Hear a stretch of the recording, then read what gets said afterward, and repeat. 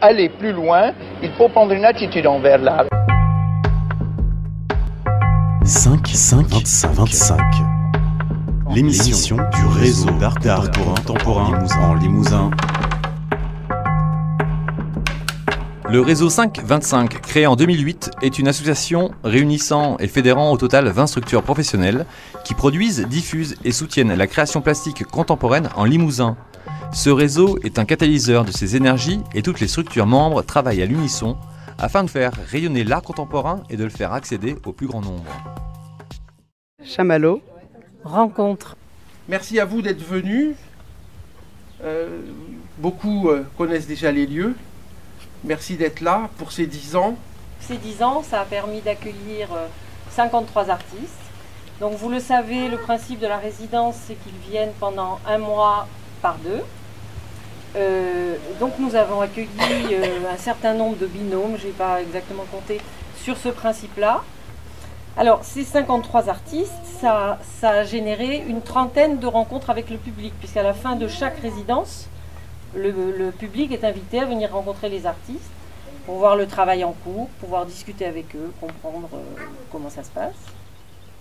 Ça a été aussi l'occasion de 20 expositions, j'ai compté. Chamallow, rencontre. Vous me dites un mot après.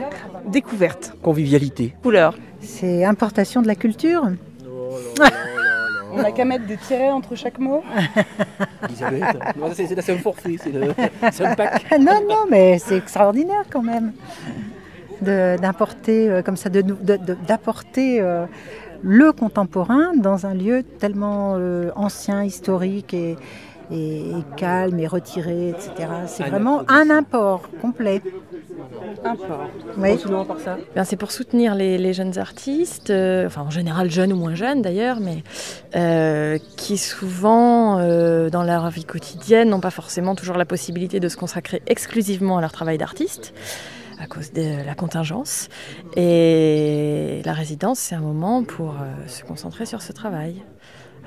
Les conditions matérielles sont réunies, voilà, c'est une parenthèse.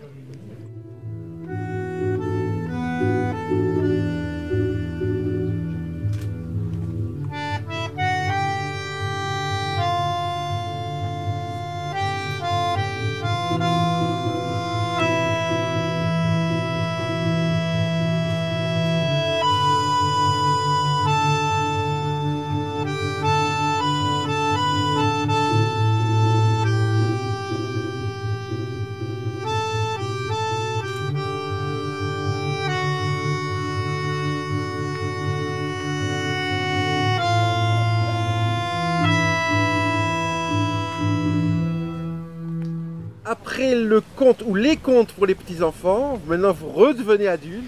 Et voici la réalité, la réalité vue par Marc Molck, qui regarde les tableaux d'une drôle de manière, il va vous dire comment.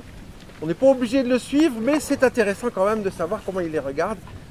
Donc bonne lecture, cher Marc. Il était résident à Chamallow en 2011 avec Nazaline Pouillandé. C'est ça. À toi. Alors, je ne sais pas si je dois vous présenter ou pas le livre. En fait, il a été... mais je vais le faire. En fait, ce sont des textes qui ont été écrits sur Facebook et que je publiais. Le soir, je rentrais chez moi. J'avais pas l'esprit à regarder la télévision. Donc, je publiais sur des tableaux qui me plaisaient, des textes. Et puis, en fait, au bout d'un moment... j'avais plein d'amis, comme je connais beaucoup de peintres, qui likaient, qui me disaient « Ah, je connais pas », etc. Et c'était agréable comme type de relation, ça permettait de parler de peinture. Et en fait, quelques mois après, un éditeur m'a contacté en me disant « Mais je voudrais les publier et en faire un livre ». Sur le moment, j'ai cru que c'était une proposition foireuse, comme on en reçoit beaucoup par Internet. Et puis donc je lui ai dit les conditions qui me paraissaient... Et puis j'ai reçu le contrat 2 jours après et je me suis dit « Ah tiens, c'est peut-être pas si foireux que ça ». Et finalement, c'était pas foireux du tout. Donc voilà. Ce qui fait que j'ai pas retouché les textes. Et donc ils ont une sorte voilà, il faut que vous gardiez en tête que ça a été écrit comme ça. Et ce qui explique quelquefois des détours un peu étranges ou la mention de détails qui n'auraient rien à faire dans une description de tableau. Mais finalement, peut-être, j'espère que ça procure au texte leur charme en fait.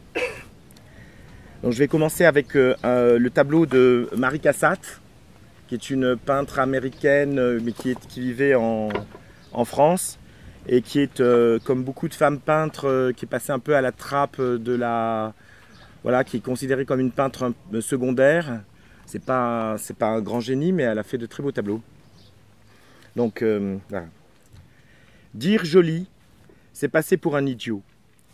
C'est joli est officiellement le degré zéro du jugement de goût, la branche pathétique à laquelle le spectateur déclaré inculte ou désorienté se raccroche. J'entends en tout ce qui concerne le beau noble, l'art en général et la peinture en particulier. Dire « c'est joli » d'un arrangement floral est en revanche toléré. Joli! Pour un but lobé de Ronaldo en demi-finale de la Coupe du Monde coule aussi très bien et peut même être assez chic par contraste si l'on se trouve noyé dans la foule d'un pub irlandais braillard du 6e arrondissement qui saluera la même action peinte au plafond avec force fuck et autres yeah. C'est joli devant un Rubens relève de la pure provocation. D'abord, tous ceux qui se seront un peu penchés sur la question vous expliqueront que non, Rubens ce n'est pas joli, c'est très souvent affreux. Ces femmes sont baraquées façon 15 de France, je file la comparaison sportive. Tout est plus ou moins torché, non vraiment, à de trop rares exceptions, ce n'est pas joli. On n'a pas le droit de dire ça. Pourtant, joli, c'est suspendre son jugement, laisser rouler la pièce, on verra plus tard. Je ne peux pas vous dire là tout de suite ce que j'en pense, il faut me laisser le temps d'en penser quelque chose. Joli, c'est ne pas vouloir faire l'effort nécessaire de penser pour déjà commencer à jouir. Je dis c'est joli pour aller vite, pour affirmer une appréhension sensible prioritaire des œuvres, pour relativiser la démarche cérébrale, la reporter à plus tard, à ensuite, à lorsque j'en aurai fini avec le joli. Joli, c'est la prudence qui veut que l'on parcourt la surface des choses avant de s'y enfoncer. C'est cette habitude qu'ont les chiens de faire 3 tours sur eux-mêmes avant de s'allonger dans l'herbe. C'est l'idée que le monde est aussi là pour plaire directement, sans concept. C'est un hédonisme de feignant, simple et souriant. Dire joli, c'est militer pour la douceur de vivre, contre tous ceux qui veulent nous éduquer, nous instruire, faire de nous de petits singes savants, précis, des soldats vétilleux du beau. Monet, Hokusai, Chardin, Botticelli et la si délicate Marie Cassatt, avant toute autre chose, c'est joli. Dans les paysages lointains, comme ça, dans les arbres, quand il y a la lumière qui bleuit au fond. Le sfumato. Ah, bleuissement. Soleil. Verdure. Pierre. Peinture. Ah oui, c'est pas On n'est pas très réactif. Hein. Non, je suis désolé, j'ai besoin de... Oui, un peu long tous les deux. Ouais. On fait des quelque chose Oui, tous les deux. Ouais. Et vous pensez que cette lenteur, c'est lié au fait d'être peintre ou que le fait d'être peintre, Sûrement, c'est lié à la lenteur Oui, c'est ça. Sympa, merci. Non, je voulais évoquer le travail, mais je ne veux pas dire travail. Oui, ils sont rapides. Hein. Oui, mais toi, tu étais défini comme peintre, pas moi. Non, moi, j'ai dit oui, mais en fait, toi, tu te définis comme quoi? Comme artiste. Moi, je pense à quelque chose qui a avec découverte. Hein, parce que pour moi, j'associe ça. En fait, ce que j'aime des endroits comme ici, c'est plutôt ça. Le fait que je vais découvrir des jeunes artistes que je ne connais pas, parce qu'ils sont loin de ce qui m'intéresse ou je vois généralement, mais qui ont un travail intéressant. Et en fait, ça, j'aime bien. J'aimerais un mot qui puisse aller avec découverte. C'est surprise, mais c'est pas forcément surprise. Atelier, il y a atelier ou pas? Atelier, alors. Nous, on a énormément bossé. Oui, non, mais en fait, il y a beaucoup de travail ici. Il y a un travail que tu vois, un autre travail que tu ne vois pas, mais qui est présent, qui fait que des choses comme ça existent. Le travail, c'est travail. Et de l'émulation ou Ah bah oui, nécessairement. Entre les artistes je sais pas, ouais. Si, d'une certaine forme en fait. Il y a un moment, la rencontre, tu sais, on vient à deux en fait. Donc on arrive ici, enfin Guillaume, je le connaissais sans très bien le connaître. Donc à un moment donné, ça a généré une discussion, des échanges. Voilà, en dehors de l'atelier, on discute sur ce qui s'est passé, ce qu'on va voir. Et du coup, oui, ça génère pas mal de... Et puis après, il y a le moment de la restitution, là tu rencontres les autres artistes. Et il y a un autre moment comme ça où, oui, on pourrait qualifier ça d'émulation. Pourquoi pas. Dans ce texte, je vais dire des choses à propos d'un autre tableau qui est un autoportrait de Vigée Lebrun. Là, ça c'est un portrait de la sœur du roi. Elle est mignonne, mais pas terrible. Mais enfin bref, du coup j'étais parti sur ce tableau. Puis à l'intérieur de l'affiche, je parle de Vigée Lebrun, mais voilà, sur le tableau, c'est pas Vigée Lebrun. J'avais un moment, vous verrez, je parle en fait avec en tête l'autoportrait de Vigée par elle-même. Mon admiration pour Vigée Lebrun m'aveugle. Souvent, j'envoie des bisous de la main à son autoportrait et je me laisse aller à un songe quelque peu morbide et pourtant charmant, dans lequel nous sommes deux amants faits l'un pour l'autre, parfaitement, mais séparés de 2 siècles par un accident cosmique, qui doit se produire souvent, puisque si l'on tient à l'existence du grand amour, le constat de sa rareté parmi les couples qui nous entourent doit nous mener à quelques théories, et la mienne est celle-là, que nous sommes saupoudrés sur la frise du temps sans précision, et que la plupart du temps, Juliette est morte depuis longtemps, quand Roméo vient à naître. Toute tentative de postérité revient à un message crié fort à travers l'histoire, dont le seul destinataire est notre amour futur.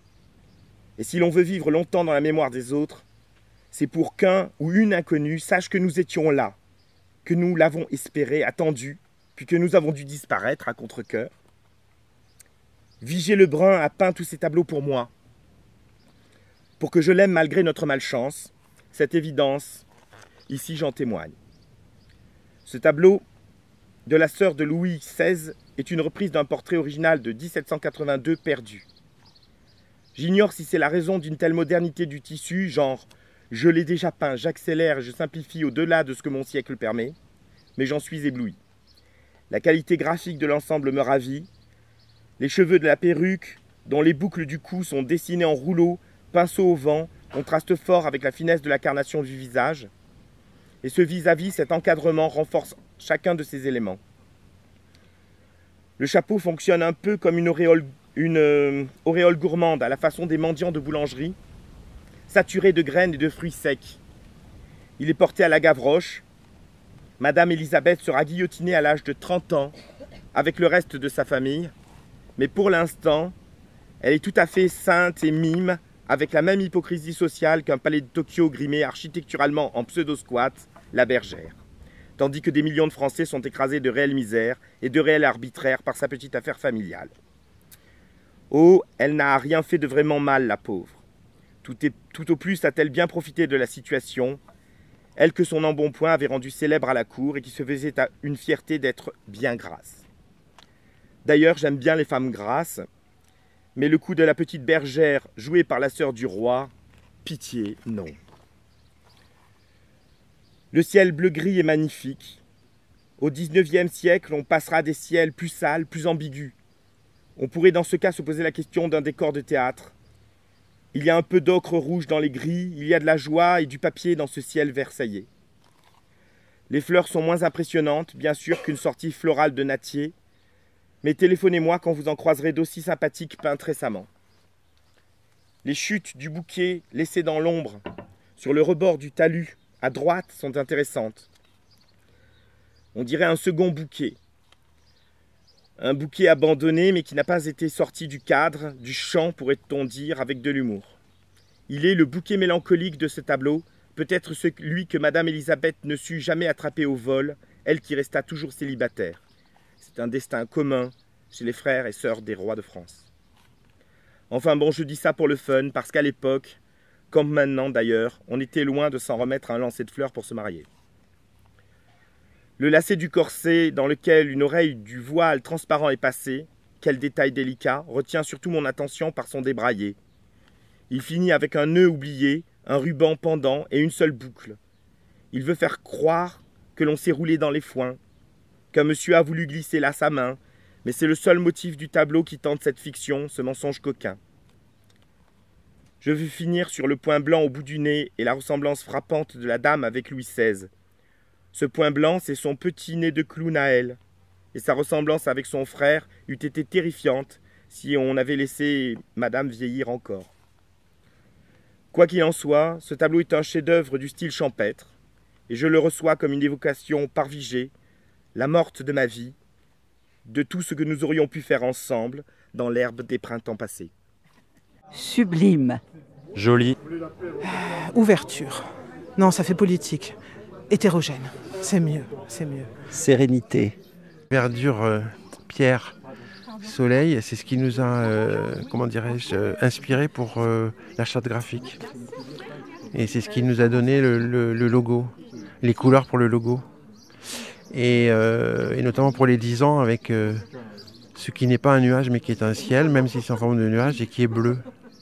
Parce qu'ici le ciel est fabuleux, quoi. Il englobe tout, quoi. Je veux dire, on est dans un endroit où effectivement le ciel, que ce soit la nuit ou le jour, dès qu'il fait beau, hein, le ciel est d'un bleu partout et la Voie lactée, les étoiles sont très très très visibles, quoi. Mais moi je rajouterais un mot, c'est amitié.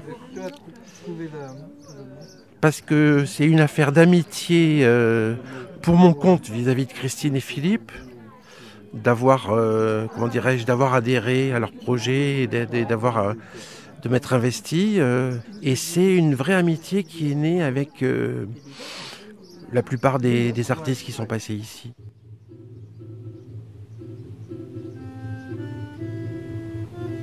Parmi tous les peintres, les amis et les membres de l'association qui vous ont brossé ici le portrait de Chamallow, résidence d'artistes, vous avez pu entendre le peintre Marc Molck vous lire des extraits de son livre intitulé Plein la vue et paru aux éditions Wild Project en 2014. Découvrez la diversité de la peinture contemporaine en visitant cette exposition rétrospective de 10 ans de résidence d'artistes, tous les jours de 15h à 18h jusqu'au 31 juillet 2016.